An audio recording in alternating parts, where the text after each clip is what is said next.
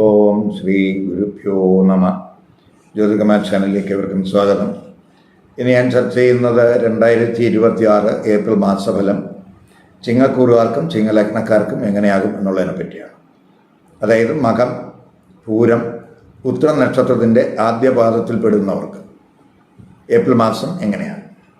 നമ്മൾ ഏപ്രിൽ മാസത്തെ പൊതുഫലം പറയുന്നതിന് മുമ്പ് ആദ്യം ഏപ്രിൽ മാസത്തിൽ ഈ ചിങ്ങക്കൂറുകാർക്കും ചിങ്ങലഗ്നക്കാർക്കും അവരുടെ ഏപ്രിൽ മാസത്തിലെ ഗ്രഹസ്ഥിതി എങ്ങനെയും നോക്കാം. ഇപ്പോൾ ചിങ്ങക്കൂറ് ചിങ്ങലഗ്നം എന്ന് പറയുമ്പോൾ ജന്മലഗ്ന രാശ്യാധിപൻ എന്ന് പറയുന്നത് സൂര്യനാണ്. ആ സൂര്യൻ ഏപ്രിൽ 14 ഇപ്പോൾ അഷ്ടമത്തിൽ സഞ്ചരിക്കുകയാണ്. ഏപ്രിൽ 14 അഷ്ടമത്തിൽ നിന്നും ഭാഗ്യസ്ഥാനത്തേക്ക് സൂര്യൻ രാശി മാറുന്നു. അതുപോലെ ഭാഗ്യഭാവാധിപനായിട്ടുള്ള ചൊവ്വ ഏപ്രിൽ 2 അഷ്ടമത്തിലേക്ക് രാശി മാറുന്നു. ബുധൻ ഏപ്രിൽ 11 7 നിന്നും 8 മാറുന്നു, നീചരാശിയിലേക്ക് മാറുന്നു. 30 ആ ബുധൻ 9 മാറുന്നു. ഗുരു ആണെങ്കിൽ 11 സഞ്ചരിക്കുന്ന സമയമാണ്. ശുക്രൻ ഏപ്രിൽ 19 ഭാഗ്യസ്ഥാനത്ത് നിന്നും കർമ്മസ്ഥാനത്തേക്ക് മാറുന്നു. ശനി അഷ്ടമത്തിൽ സ്ഥിതി തുടരുന്നു. രാഹു 7 കേതു ജന്മരാശിയിലും സ്ഥിതി തുടരുന്നു.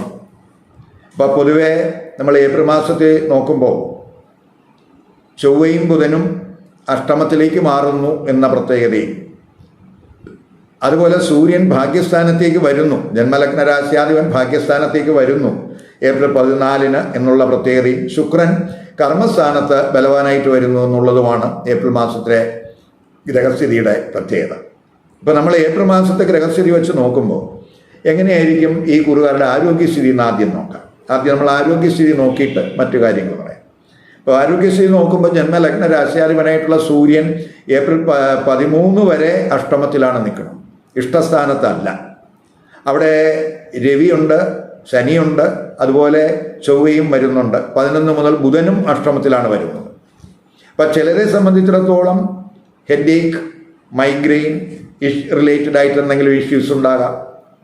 ചിലർക്ക് ലോവർ അബ്ഡോമൻ റിലേറ്റഡ് ആയിട്ട് എന്തെങ്കിലുമൊക്കെ ഇഷ്യൂസ്, ചെറിയ ഇൻഫെക്ഷൻ, ബ്ലാഡർ റിലേറ്റഡ് ആയിട്ടുള്ള എന്തെങ്കിലും പ്രശ്നങ്ങൾ, അതുപോലെ സ്കിൻ റിലേറ്റഡ് ആയിട്ടുള്ള എന്തെങ്കിലും ഇഷ്യൂസ്, ചിലർക്ക് നെർവസ് ട്രബിള്, ഇതിനൊക്കെ ഇങ്ങനെയൊക്കെയുള്ള ചില പ്രശ്നങ്ങൾ ഉള്ളവർ ശ്രദ്ധിക്കണം. അപ്പോൾ അവസാനത്തെ പകുതിയൊക്കെ ആകുമ്പോൾ ജന്മലഗ്ന രാശ്യാധിപനായിട്ടുള്ള സൂര്യൻ ഭാഗ്യസ്ഥാനത്ത് ഉച്ചരാശിയിലേക്ക് വരുന്നു. അത് നമുക്ക് ആരോഗ്യ പ്രശ്നങ്ങളിൽ നിന്ന് ഒരു റിലീഫ് നൽകും. എങ്കിലും അഷ്ടമത്തിൽ ശനിയുണ്ട്, അഷ്ടമത്തിൽ അതുപോലെ ചൊവ്വയുമുണ്ട്, അതുപോലെ ബുധനുമുണ്ട്. അപ്പോൾ എങ്കിലും നമ്മൾ യാത്രകളിൽ, ദൂരയാത്രകളിലൊക്കെ ഒരു കെയർ വേണം. ആഹാരത്തിൽ പ്രത്യേകിച്ച് ശ്രദ്ധിക്കണം. കാരണം 2-ാം ഭാവാധിപൻ അഷ്ടമത്തിൽ വരികയാണ്, ആഹാരത്തിൽ ശ്രദ്ധിക്കണം. അതുപോലെ പിതാവിൻ്റെ ആരോഗ്യകാര്യത്തിൽ ശ്രദ്ധിക്കണം. അപ്പോൾ അതുപോലെ തന്നെ നമ്മൾ ഈ 7-ാം ഭാവാധിപനായിട്ടുള്ള ശനി അഷ്ടമത്തിൽ നിൽക്കുന്ന സമയമൊക്കെ ആയതുകൊണ്ട് ജീവിത പങ്കാളിയുടെ ആരോഗ്യത്തിലൊക്കെ ഒരു ശ്രദ്ധ കൊടുത്ത് പോകണം. എങ്കിലും ജന്മലഗ്ന രാശ്യാധിപൻ ഉച്ചരാശിയിലേക്ക് വരുന്നത് പൊതുവേ നമുക്ക് ചില സുഖാനുഭവങ്ങൾ, ഭാഗ്യാനുഭവങ്ങളൊക്കെ നൽകും എന്ന് തന്നെ പറയാം. ഇനി നമുക്ക് തൊഴിൽ സ്ഥിതി നോക്കാം. തൊഴിൽ സ്ഥിതി നോക്കുമ്പോൾ 10-ാം ഭാവാധിപൻ ശുക്രനാണ്. ആ ശുക്രൻ ഇപ്പോൾ 9 സഞ്ചരിക്കുകയാണ് ഭാഗ്യസ്ഥാനത്ത്. 19 മുതൽ ആ ശുക്രൻ 10 തന്നെ രാശി മാറുകയാണ്. അപ്പോൾ ശുക്രന് ബലം വരുന്നുണ്ട്. അപ്പോൾ ജന്മലഗ്ന രാശ്യാധിപനായിട്ടുള്ള സൂര്യൻ ആദ്യ പകുതി അഷ്ടമത്തിലാണ്, അതിനുശേഷം ഭാഗ്യസ്ഥാനത്ത് വരുന്നുണ്ട് ഉച്ചരാശിയിലേക്ക്. അപ്പോൾ തൊഴിലിൽ ചില നമുക്ക് നെഗറ്റീവ് ചിന്തകളൊക്കെ മാറി ക്രമേണ നമുക്ക് പോസിറ്റീവ് ചിന്തകൾ ഉണ്ടാകുന്ന സമയമായിരിക്കും. അപ്പോൾ ഒരു പരിവർത്തനത്തിൻ്റെ സമയം എന്ന് പറയും തൊഴിലിൽ. അപ്പോൾ തൊഴിലുമായിട്ട് ബന്ധപ്പെട്ട് ചിലപ്പോൾ ദൂരയാത്രകൾ, ചിലപ്പോൾ വിദേശത്ത് തൊഴിലന്വേഷണം നടത്തുന്നവർക്കായി 10-ാം ഭാവാധിപൻ പ്രത്യേകിച്ച് ഭാവത്തിൻ്റെ 12 നിൽക്കുന്നത് എന്നുള്ളത് കൊണ്ട് വിദേശത്തൊക്കെ തൊഴിൽ അന്വേഷിക്കുന്നവർക്ക് തൊഴിൽ ഭാഗ്യമൊക്കെ ഉണ്ടാകാൻ സാധ്യതയുണ്ട്. ഉന്നത പഠനം നടത്തുന്നവർക്ക് പ്രത്യേകിച്ച് ക്യാമ്പസ് റിക്രൂട്ട്മെൻറ്റ് വഴിയൊക്കെ തൊഴിൽ പ്രതീക്ഷിക്കാവുന്ന സമയമാണ്. ചിലപ്പോൾ നമ്മൾ ഈ പാരമ്പര്യ തൊഴിലൊക്കെ ചെയ്യുന്നവരെ സംബന്ധിച്ചിടത്തോളം, അധ്യാപകരെ സംബന്ധിച്ചിടത്തോളം, ഹീലിംഗ് വർക്ക് ചെയ്യുന്നവരെ സംബന്ധിച്ചിടത്തോളം അതുപോലെ റിസർച്ച് റിലേറ്റഡ് ആയിട്ടുള്ള വർക്ക്, റവന്യൂ റിലേറ്റഡ് ആയിട്ടുള്ള വർക്ക്, ഹെൽത്ത് മേഖലയുമായിട്ട് ബന്ധപ്പെട്ട് വർക്ക് ചെയ്യുന്നവർ, ഇൻഷുറൻസ് വർക്കേഴ്സ്, അക്കൗണ്ടിങ് മേഖലയിൽ പ്രവർത്തിക്കുന്നവർ, അവർക്കൊക്കെ തന്നെ ഈ ജന്മലഗ്ന രാശ്യാധിപനായിട്ടുള്ള സൂര്യൻ അഷ്ടമത്തിൽ നിൽക്കുന്നത് അപ്രതീക്ഷിതമായിട്ടുള്ള ചില നേട്ടങ്ങൾ ആ മേഖലകളിൽ ഉണ്ടാക്കും എന്ന് തന്നെ പറയാം. അതുപോലെ തന്നെ മറ്റു വീടുകളിൽ വർക്ക് ചെയ്യുന്നവർക്ക് അവസാനത്തെ പകുതിയാണ് അനുകൂല സമയമായിട്ട് വരുന്നത്. പ്രത്യേകിച്ച് 10ാം ഭാവാധിപൻ 10ലേക്ക് വരുന്നു, അതുപോലെ സൂര്യൻ ഭാഗ്യസ്ഥാനത്തേക്ക് വരുന്നു. അപ്പോൾ അതൊക്കെ മറ്റ് മേഖലകളിൽ, നേരത്തെ പറഞ്ഞ മേഖലകളിൽ പെടാത്തവർക്കൊക്കെ ഗുണാനുഭവം അവസാനത്തെ പകുതിയാണ് തൊഴിലിൽ കാണുന്നത്. അപ്പോൾ തൊഴിൽ അനുകൂല സമയമാണ്, തൊഴിൽ ഭാഗ്യമൊക്കെ ഉണ്ടാകും. പ്രൊമോഷനും ഒക്കെ ആഗ്രഹിക്കുന്നവർക്ക് അവസാനത്തെ പകുതി ഗുണം ചെയ്യും. തൊഴിൽ മാറ്റം, ചിലപ്പോൾ തൊഴിൽ മാറ്റം വഴിയുള്ള ഒരു റീലൊക്കേഷനൊക്കെ ചിലപ്പോൾ ഉണ്ടായെന്ന് വരാം. തൊഴിൽ സുഖമൊക്കെ ചിലപ്പോൾ അനുഭവപ്പെടാൻ സാധിക്കും. തൊഴിലിൽ നമുക്ക് സുഖാനുഭവങ്ങളൊക്കെ ഉണ്ടാകാം അവസാനത്തെ പകുതി. അപ്പം തൊഴിൽ അന്വേഷകരെ സംബന്ധിച്ചിടത്തോളം അവസാനത്തെ പകുതിയാണ് അനുകൂല സമയം എന്ന് പറയുന്നത്. അവർക്ക് 9ലെ സൂര്യൻ്റെ ഉച്ചസ്ഥിതിയും 10ലെ ശുക്രൻ്റെ മാളവ്യ യോഗാവസ്ഥയൊക്കെ തന്നെ പൊതുവെ തൊഴിൽ ഭാഗ്യത്തിന് സഹായകമാകും. മേലുദ്യോഗസ്ഥരുമായിട്ടൊക്കെ നല്ല ബന്ധം ഒക്കെ ആ സമയത്ത് ഉണ്ടാകും. അതുപോലെ നമുക്ക് മേലുദ്യോഗസ്ഥരുടെയൊക്കെ ഗൈഡൻസ്, അവരുടെയൊക്കെ മാർഗനിർദ്ദേശങ്ങളൊക്കെ ഈ തൊഴിലിലൊക്കെ നമുക്ക് ഒരു എക്സ്പാൻഷനൊക്കെ, തൊഴിലിൽ നമുക്ക് സ്ഥാനക്കയറ്റത്തിനൊക്കെ സഹായമാകും. സഹോദരന്മാർക്കൊക്കെ തൊഴിലിൽ ഭാഗ്യാനുഭവങ്ങൾ പ്രതീക്ഷിക്കാവുന്ന സമയമായിട്ടും കൂടെ കാണുന്നുണ്ട്. ഇനി ബിസിനസ്സുകാരെ സംബന്ധിച്ചിടത്തോളം 7ാം ഭാവാധിപനെയുള്ള ശനി ഇപ്പോൾ 8ൽ സഞ്ചരിക്കുകയാണ്. ബിസിനസ് കാരകനായിട്ടുള്ള ബുധൻ 10 വരെ 7ലാണ്. അതിനുശേഷം ബുധൻ അഷ്ടമത്തിലേക്ക് മാറുകയാണ്, നീചരാശിയിലേക്ക് മാറുകയാണ്. അപ്പോൾ ബിസിനസ്സിൽ നിലവിലെ ആ സ്ഥിതി തുടരാനാണ് സാധ്യത.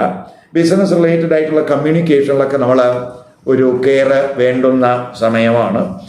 പ്രത്യേകിച്ച് ഈ പാർട്ട്ണർഷിപ്പ് ബിസിനസ്സിൽ പാർട്ട്നേഴ്സുമായിട്ടൊക്കെ നമ്മൾ ഒരു ശ്രദ്ധ ആവശ്യമാണ്. കാരണം 7ാം ഭാവാധിപൻ അഷ്ടമത്തിൽ നിൽക്കുന്നു, അവിടെ ചൊവ്വയുണ്ട്. അപ്പോൾ പൊതുവെ ചൊവ്വയും ശനിയൊക്കെ ബന്ധപ്പെടുമ്പോൾ സൂര്യനും അവിടെ ആദ്യ പകുതിയുണ്ട്. അതൊക്കെ നമുക്ക് അഭിപ്രായ വ്യത്യാസങ്ങൾ, പാർട്ട്ണർഷിപ്പ് ബിസിനസ്സിൽ അഭിപ്രായ വ്യത്യാസങ്ങൾ ഉണ്ടാക്കാം. അപ്പോൾ അവിടെ നമ്മൾ ആ അഭിപ്രായ വ്യത്യാസങ്ങൾ ബിസിനസ്സിനെ അഫക്റ്റ് ചെയ്യാൻ സാധ്യതയുണ്ട്. അപ്പോൾ അവിടെ ശ്രദ്ധിക്കണം. ബിസിനസ്സുമായി ബന്ധപ്പെട്ട് നമ്മൾ തീരുമാനങ്ങൾ, അതുപോലെ നമ്മൾ ബിസിനസ്സിൽ ഇപ്പോൾ ഇൻവെസ്റ്റ്മെൻറ്റ് ഡിസിഷനൊക്കെ എടുക്കുമ്പോഴൊക്കെ വളരെ കെയർ വേണം. അവസാനത്തെ പകുതിയൊക്കെ ആ സൂര്യൻ അതുപോലെ ശുക്രൻ്റെയൊക്കെ രാശിമാറ്റം ബിസിനസ്സിൽ പോസിറ്റീവായിട്ടുള്ള ഗുണാനുഭവം ഉണ്ടാകുന്നതിന് വഴിതെളിക്കും. വിദ്യാർത്ഥികളെ സംബന്ധിച്ചിടത്തോളം 5ാം ഭാവാധിപനായിട്ടുള്ള ഗുരു 11ൽ നേട്ടത്തിൻ്റെ സ്ഥാനത്ത് നിൽക്കുകയാണ്. 5ലേക്ക് ആ ഗുരുവിൻ്റെ ദൃഷ്ടിയുണ്ട്. അപ്പോൾ വിദ്യാകാരകനായിട്ടുള്ള ബുധൻ 7, 8 രാശിയിൽ സഞ്ചരിക്കുന്നു. ജന്മലഗ്ന രാശ്യാധിപൻ 8, 9 രാശികളിൽ സഞ്ചരിക്കുന്നു. അപ്പോൾ പഠനത്തിൽ ആദ്യത്തെ ഒരു പൊതുവെ ഫോക്കസ് കൂടാവുന്ന സമയമാണ്. 5ാം ഭാവാധിപൻ ബലവാനായിട്ട് നിൽക്കുന്നു. ജ്ഞാനകാരകൻ നേട്ടത്തിൻ്റെ സ്ഥാനത്താണ്. ഇപ്പോൾ ബുധൻ അഷ്ടമത്തിലേക്ക് രാശി മാറിയാൽ നീചസ്ഥിതനാണെങ്കിലും രാശി പരിവർത്തനമൊക്കെ ഉണ്ട്. ഗുരുവും ബുധനും ഒക്കെ രാശി പരിവർത്തനം ചെയ്യുന്ന സമയമാണ്. അപ്പോൾ പൊതുവെ നമുക്ക് പഠനത്തിലൊക്കെ ഫോക്കസ് കൂടാവുന്ന സമയമാണ്. പുതിയ കോഴ്സൊക്കെ ചെയ്യാൻ ആഗ്രഹിക്കുന്നവർക്കൊക്കെ അഡ്മിഷൻ തീർച്ചയായിട്ടും സാധ്യമാകുന്ന സമയമാണ്. ഉന്നത പഠനം ഗവേഷണമൊക്കെ നടത്തുന്നവർക്കും അനുകൂല സമയമായിട്ട് കാണുന്നുണ്ട്. ഉന്നത പഠനം നടത്തുന്നവരെ സംബന്ധിച്ചിടത്തോളം പ്രത്യേകിച്ച് ഈ തൊഴിലധിഷ്ഠിതമായിട്ടുള്ള എന്തെങ്കിലുമൊക്കെ കോഴ്സുകൾ ചെയ്യുന്നവർക്ക് അവർക്ക് ക്യാമ്പസ് റിക്രൂട്ട്മെൻറ്റ് വഴിയൊക്കെ തൊഴിൽ ലഭിക്കാനൊക്കെ സാധ്യതയുണ്ട്. ഇപ്പോൾ തൊഴിലധിഷ്ഠിത കോഴ്സുകൾ ചെയ്യുന്നവർക്ക് വളരെ ഗുണാനുഭവം ഉണ്ടാകുന്ന സമയമാണ്.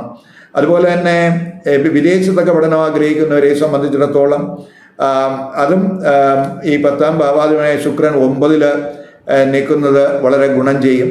അതേസമയം നമ്മൾ അധ്യാപകർ, ഗുരുക്കന്മാർ, അവരുമായിട്ടൊക്കെ നമ്മൾ ഈഗോ റിലേറ്റഡ് ആയിട്ടുള്ള ഇഷ്യൂസ് ഉണ്ടാകാതെ നോക്കണം.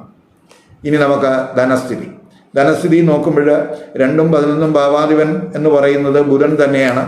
ആ ബുധൻ 10 വരെ 7ലാണ്. അതിനുശേഷം ആ ബുധൻ അഷ്ടമത്തിലേക്ക് നീചരാശിയിലേക്ക് രാശി മാറുന്നു. അതേസമയം നേട്ടത്തിൻ്റെ സ്ഥാനത്ത് 11ൽ ഗുരുവുണ്ട്. 14 മുതൽ ജന്മലഗ്ന രാശ്യാധിപനായിട്ടുള്ള സൂര്യൻ ഭാഗ്യസ്ഥാനത്ത് വരുന്നുണ്ട്. 11 മുതൽ 2ൽ 2ാം ഭാവാധിപനായിട്ടുള്ള ബുധൻ 2ൽ ഉച്ചദൃഷ്ടി ചെയ്യുന്ന സമയം വേണം. അപ്പോൾ ചിലരെ സംബന്ധിച്ചിടത്തോളം അപ്രതീക്ഷിതമായിട്ടുള്ള ധനനേട്ടത്തിന് സാധ്യത കാണിക്കുന്നുണ്ട്. സഡനായിട്ടുള്ള എന്തെങ്കിലുമൊക്കെ നേട്ടങ്ങൾ, ചിലർക്ക് ലോട്ടറി ഭാഗ്യം, ഇതിനൊക്കെ സാധ്യത കാണുന്നുണ്ട്. ചിലർക്ക് ഇൻഹെറിറ്റൻസ് റിലേറ്റഡ് ആയിട്ട് എന്തെങ്കിലുമൊക്കെ ഡിസ്പ്യൂട്ട്സ് ചിലപ്പോൾ ഉണ്ടാകാം. അഷ്ടമത്തിൽ പ്രത്യേകിച്ച് സൂര്യനും ബുധനും ചൊവ്വയും ശനിയൊക്കെ നിൽക്കുന്ന സമയമായതുകൊണ്ട് ഇൻഹെറിറ്റൻസുമായിട്ട് ബന്ധപ്പെട്ട എന്തെങ്കിലുമൊക്കെ അഭിപ്രായ വ്യത്യാസങ്ങൾ അത് കുടുംബാംഗങ്ങളോടോ അല്ലെങ്കിൽ ജീവിത പങ്കാളിയുടെ കുടുംബവുമായിട്ടൊക്കെ ചിലപ്പോൾ എന്തെങ്കിലുമൊക്കെ അഭിപ്രായ വ്യത്യാസങ്ങൾ ഇൻഹെറിറ്റൻസുമായിട്ട് ബന്ധപ്പെട്ടൊക്കെ ഉണ്ടാകാം. അങ്ങനെ അഭിപ്രായ വ്യത്യാസങ്ങൾ ഉണ്ടായി അതിലെന്തെങ്കിലുമൊക്കെ പരിഹാരം വന്ന് അതുവഴിയൊക്കെ ധനനേട്ടത്തിനും സാധ്യത കാണുന്നുണ്ട്. അതുപോലെ രണ്ടാം ഭാവാധിപനായിട്ടുള്ള ബുധൻ അഷ്ടമത്തിൽ നീചസ്ഥിതനാകുന്നതിനാൽ 11 മുതൽ മണി ട്രാൻസാക്ഷനിലൊക്കെ ഒരു കെയർ വേണം, കൊടുക്കൽ വാങ്ങലിൽ ഒരു കെയർ വേണം. അതുപോലെ 11 ഗുരു സാമ്പത്തിക നേട്ടത്തിനും നമ്മുടെ ആഗ്രഹങ്ങൾ നിവർത്തിക്കുന്നതിനുമൊക്കെ സഹായകമാകും. ജന്മലഗ്ന രാശ്യാധിപനായിട്ടുള്ള സൂര്യൻ 14 മുതൽ ഭാഗ്യസ്ഥാനത്ത് വരുന്നതും നമുക്ക് ചില ഭാഗ്യാനുഭവങ്ങൾ, നമുക്ക് ആദ്യമൊക്കെ ചില ഭാഗ്യ തടസ്സങ്ങളൊക്കെ ജന്മലഗ്ന രാശ്യാധിപൻ അഷ്ടമത്തിൽ നിൽക്കുക വഴി ഉണ്ടാകുമെങ്കിലും മാത്രമല്ല ഭാഗ്യഭാവാധിപൻ അഷ്ടമത്തിൽ നിൽക്കുന്ന സമയം കൂടിയാണ് ചൊവ്വ. എങ്കിലും ആ ജന്മലഗ്ന രാശ്യാധിപൻ ഭാഗ്യസ്ഥാനത്ത് വരുന്നു ചില ഭാഗ്യാനുഭവങ്ങൾ ഉണ്ടാക്കും, ഭാഗ്യ തടസ്സങ്ങൾ മാറാൻ വഴിതെളിക്കും. അങ്ങനെ ഈശ്വര കടാക്ഷമൊക്കെ കിട്ടുന്നതിനും അതുവഴിയൊക്കെ നമുക്ക് സാമ്പത്തികമായിട്ട് ഗുണാനുഭവം ഉണ്ടാകുന്നതിനും സാധ്യത കാണുന്നുണ്ട്. ഇനി വിവാഹം, ദാമ്പത്യ ബന്ധം, കുടുംബജീവിതം എങ്ങനെയെന്ന് നോക്കാം. ഇപ്പോൾ 7ാം ഭാവാധിപനായിട്ടുള്ള ശനി അഷ്ടമത്തിൽ നിൽക്കുന്ന സമയമാണ്. ശനിക്ക് സൂര്യനും ചൊവ്വയുമായിട്ടൊക്കെ ബന്ധമുണ്ട്. അതുപോലെ അഷ്ടമത്തിൽ, അതുപോലെ 7ൽ രാഹു ഉണ്ട്. അപ്പോൾ പൊതുവെ ഏപ്രിൽ 10 വരെ ബുധനും ജന്മരാശിയിൽ ബുധനും 7ൽ നിൽക്കുന്നുണ്ട്. ജന്മരാശിയിൽ കേതുവൊക്കെ ഉള്ള സമയമാണ്. അപ്പോൾ വിവാഹ ആലോചനകൾ വന്നാലും ഒരു കൺഫ്യൂഷനൊക്കെ ഉണ്ടാകുന്ന സമയമാണ്. ഇപ്പോൾ ചിലർക്ക് അഭിപ്രായ വ്യത്യാസങ്ങൾ, ആലോചനയിൽ തന്നെ എന്തെങ്കിലുമൊക്കെ അഭിപ്രായ വ്യത്യാസങ്ങളൊക്കെ ഉണ്ടാകാം, അല്ലെങ്കിൽ എന്തെങ്കിലും തടസ്സങ്ങൾ വരാം. അപ്പം ആലോചനകളിൽ ഒരു കെയർ വേണ്ടുന്ന സമയമാണ്. പ്രത്യേകിച്ച് 7ാം ഭാവാധിപന് സൂര്യനും അതുപോലെ ചൊവ്വയുമായിട്ടൊക്കെ ഒരു ബന്ധം വരുന്ന സമയമായതുകൊണ്ട് അതുമായിട്ട് ബന്ധപ്പെട്ടൊക്കെ എന്തെങ്കിലുമൊക്കെ ബുദ്ധിമുട്ടുകൾ ഉണ്ടാകാം. കമിതാക്കൾക്ക് പ്രണയബന്ധമൊക്കെ പ്രത്യേകിച്ച് 5ാം ഭാവാധിപൻ 11 നിൽക്കുന്നു. ആ 11 നിന്നിട്ട് ആ ഗുരു 5ലേക്ക് നോക്കുന്നു. അപ്പോൾ പ്രണയബന്ധമൊക്കെ സ്മൂത്താകും. 5ാം ഭാവാധിപനായ ഗുരു നേട്ടത്തിൻ്റെ സ്ഥാനത്താണ് നിൽക്കുന്നത്. അതുപോലെ തന്നെ പ്രണയബന്ധം വഴി എന്തെങ്കിലും പ്രണയ പങ്കാളി വഴിയൊക്കെ എന്തെങ്കിലും ഗുണാനുഭവം ഉണ്ടാകുന്നതിനും സാധ്യതയുണ്ട്. മാരിറ്റൽ റിലേഷൻഷിപ്പിൽ നമ്മൾ നോക്കുമ്പോൾ അഭിപ്രായ വ്യത്യാസങ്ങൾ, ചില ഈഗോ പ്രശ്നങ്ങൾ, തർക്കങ്ങൾ ഈ ദമ്പതിമാരുടെ ഭാഗത്ത് ഉണ്ടാകാനാണ് സാധ്യത. പ്രത്യേകിച്ച് 7ാം ഭാവാധിപൻ 8 നിൽക്കുന്നു, അവിടെ ചൊവ്വയുണ്ട്, അവിടെ സൂര്യനുണ്ട്. അപ്പം ഈഗോ പ്രശ്നങ്ങളൊക്കെ ദമ്പതിമാരുടെ ഭാഗത്ത് വരാൻ സാധ്യതയുണ്ട്. അപ്പോൾ അതുപോലെ ചിലപ്പോൾ ജീവിത പങ്കാളിയുടെ പേരൻസുമായിട്ടൊക്കെ എന്തെങ്കിലുമൊക്കെ തർക്കങ്ങൾ ഒക്കെ ചിലപ്പോൾ ഈ സമയത്തുണ്ടാകാം. അപ്പോൾ ഇതൊക്കെ നമുക്ക് ദാമ്പത്യ ബന്ധം സുഖകരമാക്കണമെന്നില്ല എന്നും കൂടെ മനസ്സിലാക്കുക. അവിടേക്ക് ഒരു സുഖക്കുറവുണ്ടാക്കും. അതുപോലെ അവിടേക്ക് നമ്മളൊരു കെയർ കൊടുത്തു പോകണം. കഴിവതും നമ്മൾ ഈ തർക്കങ്ങളിലൊക്കെ പോകാതിരിക്കാനൊക്കെ ശ്രദ്ധിക്കുക. അവിടെ അങ്ങനെയൊക്കെ ശ്രദ്ധിച്ചു പോകുന്നവർക്ക് നമുക്ക് വിവാഹ ദാമ്പത്യ ജീവിതമൊക്കെ ഒരുവിധം മുന്നോട്ട് കൊണ്ടുപോകാൻ കഴിയും. ഇല്ലെങ്കിൽ അഭിപ്രായ വ്യത്യാസങ്ങൾ, തർക്കങ്ങൾ, അതുമൂലമുള്ള സുഖക്കുറവ് അനുഭവപ്പെടാൻ സാധ്യതയുണ്ട്. കുടുംബജീവിതത്തിലോട്ട് വരുമ്പോൾ 2ാം ഭാവാധിപൻ ബുധനാണ്. ആ ബുധൻ 11 മുതൽ അഷ്ടമത്തിലാണ് വരുന്നത്. നീചസ്ഥിതനാണ് ആ ബുധൻ. 4ാം ഭാവാധിപനായിട്ടുള്ള ചൊവ്വ അഷ്ടമത്തിൽ നിൽക്കുന്നു. അതുപോലെ ആദ്യ പകുതി ജന്മലഗ്ന രാശ്യാധിപനും അഷ്ടമത്തിൽ നിൽക്കുന്ന സമയമാണ്. അപ്പോൾ ശനി 8ലുണ്ട്. ഇപ്പോൾ കുടുംബ വിഷയവുമായിട്ട് ബന്ധപ്പെട്ടോ ഇൻഹെറിറ്റൻസുമായിട്ട് ബന്ധപ്പെട്ടോ ഒക്കെ ചില പ്രശ്നങ്ങൾ ഈ മാസത്തിൽ ഉണ്ടാകാൻ സാധ്യതയുണ്ട്. പ്രത്യേകിച്ച് 2ലൊക്കെ സൂര്യൻ്റെ ദൃഷ്ടി, ചൊവ്വയുടെ ദൃഷ്ടി, ശനിയുടെ ദൃഷ്ടിയൊക്കെ ഉള്ള സമയമാണ്. അപ്പോൾ നമുക്ക് എന്തെങ്കിലുമൊക്കെ പ്രശ്നങ്ങൾ, പ്രത്യേകിച്ച് ഇൻഹെറിറ്റൻസ് റിലേറ്റഡ് ആയിട്ടുള്ള വിഷയങ്ങളുമായിട്ട് ബന്ധപ്പെട്ട്, വസ്തുഭാഗവുമായിട്ടൊക്കെ ബന്ധപ്പെട്ട് കുടുംബത്തിൽ എന്തെങ്കിലുമൊക്കെ അഭിപ്രായ വ്യത്യാസങ്ങൾ, തർക്കങ്ങളൊക്കെ ഉണ്ടാകാം. അപ്പോൾ കഴിവതും നമ്മൾ കുടുംബാംഗങ്ങളുമായിട്ടുള്ള കമ്മ്യൂണിക്കേഷനിൽ വളരെ ശ്രദ്ധിക്കണം. അവസാനത്തെ പകുതിയൊക്കെ ശുക്രൻ രാശി മാറുന്നുണ്ട്. അതുപോലെ തന്നെ ആ ശുക്രൻ 4ലേക്കൊക്കെ ദൃഷ്ടിയും ചെയ്യുന്നുണ്ട്. അത് നമുക്ക് അവസാനത്തെ പകുതി പ്രത്യേകിച്ച് കുടുംബത്തിൽ ചില സന്തോഷാനുഭവങ്ങളൊക്കെ ഉണ്ടാകും. ചില മംഗളകർമ്മങ്ങൾക്കൊക്കെ സാധ്യതയും കാണിക്കുന്നുണ്ട്. നമുക്ക് വീട്, അതുപോലെ വാഹനം, അതുപോലെയുള്ള കാര്യങ്ങളൊക്കെ പർച്ചേസ് ചെയ്യുന്നതിനെ പറ്റിയുള്ള ചിന്തകളൊക്കെ ഉണ്ടാകും. എങ്കിലും നമ്മൾ പ്രത്യേകിച്ച് ശനി, ചൊവ്വ, അതുപോലെ സൂര്യൻ, ഈ 3 ഗ്രഹങ്ങളുടെയൊക്കെ ബന്ധവും 2ലെ ദൃഷ്ടിയൊക്കെ ചില പ്രയാസങ്ങൾ ഉണ്ടാക്കും എന്നുള്ളത് കൊണ്ട് നമ്മൾ ഈ കുടുംബാംഗങ്ങളുമായിട്ട് സംസാരിക്കുമ്പോഴൊക്കെ സംസാരത്തിൽ വളരെ ശ്രദ്ധിക്കേണ്ടുന്ന സമയമാണ്. പ്രത്യേകിച്ച് 2ാം ഭാവാധിപൻ നീചസ്ഥിതിനും കൂടിയാണ്. അപ്പോൾ ഇതിലൊക്കെ ഒരു ശ്രദ്ധ കൊടുത്ത് പോകണം. ഏപ്രിൽ 11, 12, 15, 16, 17, 24, 25 തീയതികൾ. ഈ ദിവസങ്ങൾ അനുകൂല ദിവസങ്ങളായിട്ട് കാണുന്നില്ല. അതുകൊണ്ട് ഈ ദിവസങ്ങളിൽ കഴിവതും ശുഭകർമ്മങ്ങൾ ഒഴിവാക്കണം. അതുപോലെ നമ്മൾ പുതിയ സംരംഭങ്ങൾ ഈ ദിവസങ്ങളിൽ തുടങ്ങാതിരിക്കാൻ ശ്രദ്ധിക്കണം. സുപ്രധാന തീരുമാനങ്ങളും ഈ ദിവസങ്ങളിൽ എടുക്കാതിരിക്കാൻ ശ്രദ്ധിക്കണം. ഇവിടെ ഞാൻ പറഞ്ഞതെല്ലാം തന്നെ ഈ ചിങ്ങക്കുറുകാരുടെയും ചിങ്ങലഗ്നക്കാരുടെയും ഏപ്രിൽ മാസത്തെ ഗ്രഹസ്ഥിതി അനുസരിച്ചുള്ള ഗോചര ഫലമാണ്. ഈ ഗോചര ഫലത്തിൽ മാറ്റങ്ങൾ വരാം. അത് ഈ കുറുകാർക്കും ലഗ്നക്കാർക്കും പ്രത്യേകിച്ച് ഇപ്പോൾ നടക്കുന്ന ദേശാപകാരം ഛിദ്രമൊക്കെ എങ്ങനെയായിരിക്കും അതിന് അനുസരിച്ചായിരിക്കും ആ മാറ്റങ്ങൾ വരുന്നത്. ഇപ്പം നടക്കുന്ന ദേശീയ അപകാരവും ഛിദ്രമൊക്കെ ജാതകത്തിൽ ഇഷ്ടസ്ഥാനത്ത് നിൽക്കുന്ന ഗ്രഹങ്ങളുടേതാണെങ്കിൽ ഗുണാനുഭവം കൂടും. മറിച്ചായാൽ ഗുണാനുഭവം കുറയാനും സാധ്യതയുണ്ട്. അപ്പോൾ അത് പൊതുഫലത്തിൽ കൂടുതൽ സ്വാധീനിക്കും എന്ന് തന്നെ മനസ്സിലാക്കുക. അതുപോലെ ഈ ചിങ്ങക്കുറുകാരുടെയും ചിങ്ങലഗ്നക്കാരുടെയും ഫലം പറഞ്ഞപ്പോൾ പ്രത്യേകിച്ച് ഈ ചിങ്ങക്കൂറിൽപ്പെടുന്ന ചിലർക്ക് മാത്രമേ ചിങ്ങലഗ്നം വരികയുള്ളൂ. അപ്പോൾ ചിങ്ങക്കൂറിൽപ്പെടുന്നവർക്ക് ചിങ്ങലഗ്നമല്ലാതെ മറ്റു ലഗ്നരാശിയാണ് വന്നിട്ടുള്ളതെങ്കിൽ അവർ അവരുടെ ലഗ്നരാശിയുമായിട്ട് ബന്ധപ്പെട്ട് പറയുന്ന ഫലവും കൂടെ ഈ കൂറിൻ്റെ ഫലത്തോടൊപ്പം കമ്പൈൻ ചെയ്ത് കേട്ടാൽ മാത്രമേ ഏപ്രിൽ മാസത്തെ പൊതുഫലത്തിൻ്റെ ഒരു കൃത്യചിത്രം കിട്ടുകയുള്ളൂ.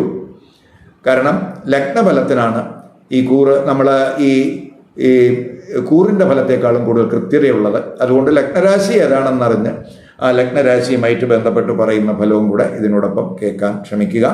ഈ വീഡിയോ ഇഷ്ടപ്പെട്ടുവെങ്കിൽ ലൈക്ക് ചെയ്യുക, ഷെയർ ചെയ്യുക. അതുപോലെ സബ്സ്ക്രൈബ് ചെയ്യാത്തവർ സബ്സ്ക്രൈബ് ചെയ്ത് കാണുക.